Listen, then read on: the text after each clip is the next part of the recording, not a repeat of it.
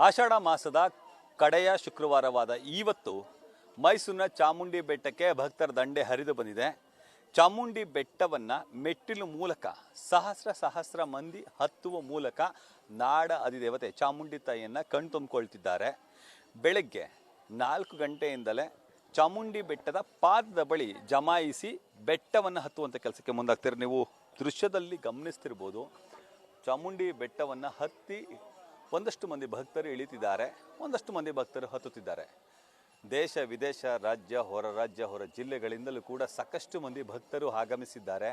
ಬೆಳಗಿನ ಜಾವ ಅಂದರೆ ಮುಸುಕಿನ ಜಾವ 4 ಗಂಟೆಯಿಂದಲೇ ಸರತಿ ಸಾಲಿನಲ್ಲಿ ನಿಂತು ಚಾಮುಂಡಿ ಬೆಟ್ಟವನ್ನು ಹತ್ತುವಂಥ ಕೆಲಸಕ್ಕೆ ಮುಂದಾಗ್ತಿದ್ರು. ನೀವು ದೃಶ್ಯದಲ್ಲಿ ಗಮನಿಸ್ತಿರ್ಬೋದು, ಒಂದಷ್ಟು ಮಂದಿ ಮಂಡಿ ಸೇವೆಯನ್ನು ಮಾಡ್ತಿದ್ದಾರೆ, ಒಂದಷ್ಟು ಮಂದಿ ಅರಿಶಿನ ಕುಂಕುಮವನ್ನು ಹಚ್ಚುವಂಥ ಕೆಲಸಕ್ಕೆ ಕೂಡ ಮುಂದಾಗ್ತಿದ್ದಾರೆ. ಆ ಮೂಲಕ ತಮ್ಮ ಭಕ್ತಿ ಭಾವವನ್ನು ಮೆರೆಯುವಂಥ ಕೆಲಸಕ್ಕೆ ಮುಂದಾಗ್ತಿದ್ದಾರೆ.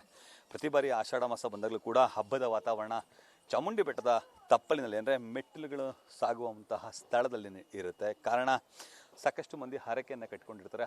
ಹರಕೆಯನ್ನು ಈಡೇರಿಸುವ ನಿಟ್ಟಿನಲ್ಲಿ ಹಲವು ಭಕ್ತರು ಈ ರೀತಿ ಅಂದರೆ ಭಿನ್ನ ವಿಭಿನ್ನ ಸೇವೆಯನ್ನು ಮಾಡುವಲ್ಲಿ ನಿರತರಾಗ್ತಾರೆ. ಅರಿಶಿನ ಕುಂಕುಮವನ್ನು ಹಚ್ಚುವುದು, ಕರ್ಪೂರವನ್ನು ಹಚ್ಚುವುದು, ಜೊತೆಗೆ ಮಂಡಿ ಸೇವೆಯನ್ನು ಮಾಡುವುದು, ಹೀಗೆ ಹಲವು ಸೇವಾ ಕೈಂಕರ್ಯಗಳನ್ನು ಮಾಡುವ ಮೂಲಕ ನಾಡ ಅಧಿದೇವತೆ ಚಾಮುಂಡಿ ತಾಯಿಯ ಕೃಪೆಗೆ ಪಾತ್ರ ಆಗ್ತಿದ್ದಾರೆ.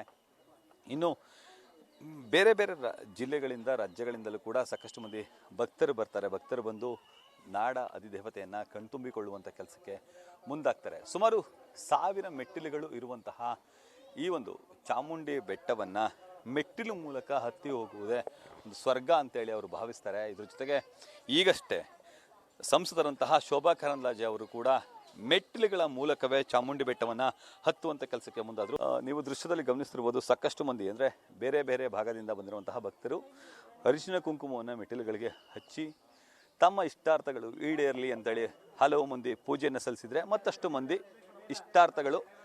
ಇಷ್ಟಾರ್ಥಗಳ ಈಡೇರಿಕೆಗಾಗಿ ಹರಕೆಯನ್ನು ಹೊತ್ತು ಈಗ ಸಲ್ಲಿಸುವಂಥ ಕೆಲಸಕ್ಕೆ ಮುಂದಾಗ್ತಿದ್ದಾರೆ. ಆ ಮೂಲಕ ನಾಡ ಅಧಿದೇವತೆ ಚಾಮುಂಡಿ ತಾಯಿಯ ಕೃಪೆಗೆ ಪಾತ್ರ ಆಗುವ ಅಲ್ಲಿ ನಿರತರಾಗ್ತಿದ್ದಾರೆ. ಆ ದೃಶ್ಯಗಳನ್ನು ನೀವು ಗಮನಿಸ್ಬೋದು. ಕ್ಯಾಮ್ರಾಮನ್ ವಿನಯ್ ಜೊತೆ ರವಿ ಪಾಂಡವಪುರ, ನ್ಯೂಸ್ ಫಸ್ಟ್, ಮೈಸೂರು.